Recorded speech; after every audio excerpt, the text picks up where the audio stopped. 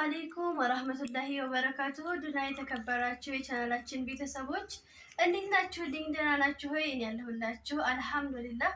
እንግዲህ ሰሞኑን መጥፋት አብዝተናል በጣም ያው እንግዲህ ትናንትና ነግሬያችኋለሁኝ። እጥር ምጥን አድርጌ ነው መቼም የሰራኋትና ቪዲዮዋን 1-3 ደቂቃ ምናምን ነው ያንኑ ምንድነው እናንተን ውድ ቤተሰቦቼን ላለማስጨነቅ ብዬ ነው ማለት ነው የሰራኋት። ውዶችዬ እንዴት ናችሁልኝ? ደህና ናችሁ ሆይ? በስደት ዓለም ያላችሁ እህት ወንድሞቼ፣ እንዲሁም ደግሞ በሀገር ውስጥ ሆናችሁ የምትከታተሉን እናቶቼ፣ እህቶቼ፣ ወንድሞቼ፣ አባቶቼ በሞላ ሁላችሁም እንዴት ናችሁልኝ? እኛ ያለንላችሁ እንግዲህ አልሐምዱሊላህ በትንሹም ቢሆን ተናግሬ ያለሁኝ የጠፋንበትን ምክንያት ማለት ነው ነግሬያቸዋለሁ። መቼም ትረዱኛላችሁ ብዬ ሙሉ ተስፋ አለኝ እኔም ማለት ነው ቤተሰብ። ዛሬ ደግሞ እንግዲህ አልሐምዱሊላህ ከሳምንት ወደ ሳምንት ላደረሰን ጁሙአ አላህ ሽኩር ይገባው አልሐምዱሊላህ እያለን ጁሙአችንን እናጣጥምላሉኝ ማለት ነው። ካስታወሳችሁ የዛሬ ሳምንት ጁሙአ ዕለት የክብር እንግዳችን ፎዚዬ ነበረች ማለት ነው። ዛሬ ደግሞ እንግዲህ እኔ ብቻዬን መጥቼላችኋለሁኝ ማለት ነው ቤተሰብ። ያው ማዬ ትንሽ ወደ ሞዲም ስትል ትንሽ ጉንፋን ምናምን ወከርከር እያደረጋት ነው እና መጽሐፍ ምናምን ዛሬ ነበር ላቀበለ የትምህርት ቤት ጉዳይ አልሐምዱሊላህ ዛሬ ፕሮሰስ ጨረስኩኝ ማለት ነው ውዶችዬ። እና ትናንትና እንግዲህ ቃል ገብቼ ነበር ከእስከዛሬው ለየት ያለ ቪዲዮ ይዤ እመጣለሁ ብዬ ታውቃላችሁ። በጣም ሆነ እንትን ቢዚ ስለነበርኩኝ ጁሙአ መሆኑን ረስቼዋለሁኝ እና ደግሞ ዛሬ ጁሙአ እንደመሆኑ መጠን ደግሞ ከሁሉም ከቀልዱም ከሁሉም ራቅ ገለል ብለን ወደ ቁም ነገሩ ነው ማድረግ ያለብን ብዬ ይዤላችሁ መጥቻለሁኝ ማለት ነው። እንደምትወዱት አልጠራጠርም። ዛሬ ደግሞ ይዤላችሁ የመጣሁት ርዕስ የወላጅ ሀቅና የቤተሰብ ፍቅር በኢስላም ይላል። ዛሬ ላወራችሁ የፈለግኩት በጣም ትልቅ ስለሆነ ነገር ነው።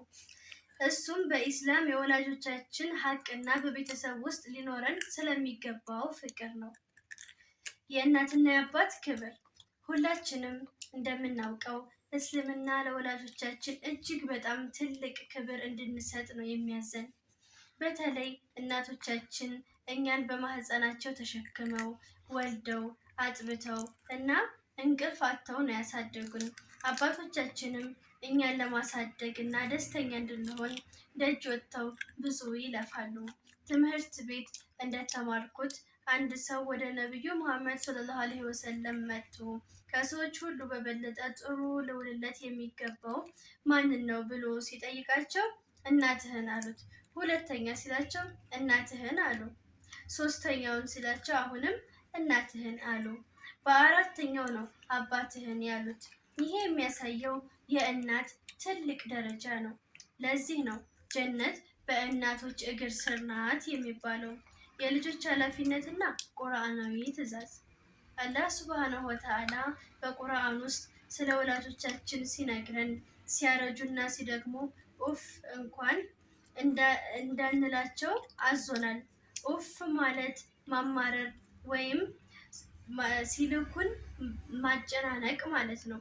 እኛ ህፃን ሆነን ስናለቅስና ስናስቸግራቸው በስንት ትዕግስት እንዳሳደጉን ሁሉ እኛም ደግሞ እነሱን በትዕግስትና በፍቅር ልንንከባከባቸው ይገባል። እኔ እናቴንና አባቴን ሳከብር ስታዘዝና ስረዳቸው አላህ ሱብሃነሁ ወተዓላ እንደሚወደኝ አውቃለሁ። ደግሞ እኮ የወላጆች ዱዓ ምርቃት ቀጥታ አላህ ዘንድ ተቀባይነት የሚያገኘው። ስለዚህ ሁልጊዜ ወላጆቻችንን አስደስተን ምርቃታቸውን ማግኘት አለብን። እናንተም ውድ ቤተሰቦቻችን ዛሬ ጁሙአ ነው። ወላጆቻችሁ በህይወት ካሉ አሁኑኑ ሄዳችሁ እቀፏቸው፣ እግራቸውን ሳሙና አስደስቷቸው። በህይወት ከሌሉም ሁሌም ዱዓ አድርጉላቸው። በስተመጨረሻም ዱዓ አድርገን እንለያይ። ያ ረብ ወላጆቻችንን ማርልን፣ በህይወት ላሉት ጤናንና እድሜ ስጥልን፣ ላረፉትም ጀነተል ፊርዶስን ወፍቃቸው፣ ቤታችንንም የሰላምና የፍቅር ቤት አድርግልን፣ አሚን ያ ረበል ዓለሚን እያልን ዱዓችንን እናድርስ ስላለሁኝ ማለት ነው ቤተሰብ።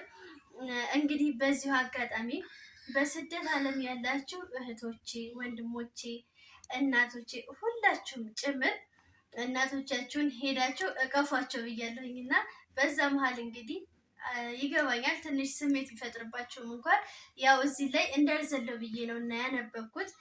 እናንተም እንግዲህ በጣም በጣም ከሚባለው በላይ ብዙ መስዋዕትነት እንደምትከፍሉ አውቃለሁኝ። ምንም እንኳን ሂዳችሁ ባታቅፏቸው፣ ሂዳችሁ ብዙ ነገር ባታረጉላቸው እንኳን ለነሱ ብላችሁ የተሰደዳችሁ አላችሁ እና አላህ ያሰባችሁትን አሳክቶ ለሀገራችሁ አብቅቶ እናቶቻችሁን አባቶቻችሁን የምታስደስቱ አላህ ያድርጋችሁ። ያልታሰበውን እርዚቅ ደግሞ አላህ ከላይኛው ቤት አይቸግረውም እና ያልታሰበ እርዚቅ ይስጣችሁ። ምክንያቱም በጣም ከባድ ነው። ከእናት ከአባት ልጆች የተዋችሁ ደግሞ ጥላችሁ ይሄዳችሁ ከልጆቻችሁ ርቆ ሌላው ይቅር እንደው 8 ዓመት እንደዛ ይባላል አይደለ? ያ ከባድ ነው። እንኳን 8 ዓመት 10 ዓመት የምትሏላችሁ አንድ ቀን እንኳ ከልጆቻችሁ ተለይታችሁ ስታድሩ እንዴት ነው ያለው ስሜት? በጣም ከባድ ነው እና ቤተሰብ አላህ ይርዳችሁ፣ አላህ አቅሙን ይስጣችሁ፣ አላህ ጉልበታችሁን ደግሞ ጥንክር አድርጎ እንግዲህ እሺ ያው እዚህ ማማዬ እናት እያወራች ያለችው ማለት ነው። ታውቋታላችሁ ብታዩት እና ለዛ ነው ማለት ነው። ቤተሰብ ይቅርታ ጠይቃለሁኝ። እንግዲህ ድምፅ አይረብሻችሁ ብዬ ተስፋ አድርጋለሁኝ። እኔም ጮህ እላለሁኝ እና ቤተሰብ እንግዲህ የዛሬው ቪዲዮ እንደሚያስተምራችሁ እንደሚያስደስታችሁ ተስፋ አደርጋለሁኝ ማለት ነው። እንግዲህ ማሚዬም እንደነገርኳችሁ እንግዲህ ትንሽ ገደም ብላ ነው ማለት ነው ቤተሰብ ያው ትንሽ ጉፋን እንደዚህ በት እያለ ነው ሊይዛት ማለት ነው። እኛም ደግሞ እሱን ለማጥፋት በት እንላለን ኢንሻአላህ ካላህ ጋር ማለት ነው ቤተሰብ እና እንግዲህ ምንድን ባሳያችሁ ደግሞ ማለት ነው በዚሁ አጋጣሚ መጽሐፍ ዛሬ ተቀብለናል እና ብታዩት አበዛዙ ምናምን 12 መጽሐፍ ቤተሰብ አስባችሁታል።